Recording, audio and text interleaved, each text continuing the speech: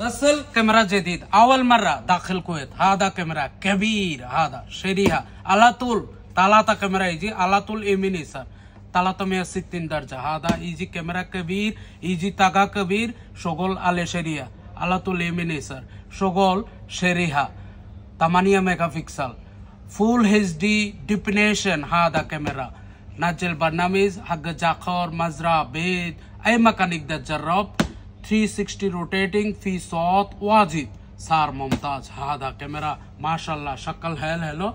هذا شوف كاميرا كبير في لايت سوا.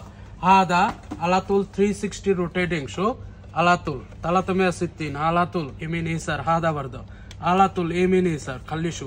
خلي شوف هذا على طول 360 روتيتنج 300 انت يمين يسار يمين يسار. هذا هو هذا ليف من برنامج هذا ليف من برنامج 3 برنامج. هذا تاغايزي كبير صار ممتاز يا بلاش. اولني كم ما في 50 دينار، ما في 60 دينار، 330 دينار و 300 فلس.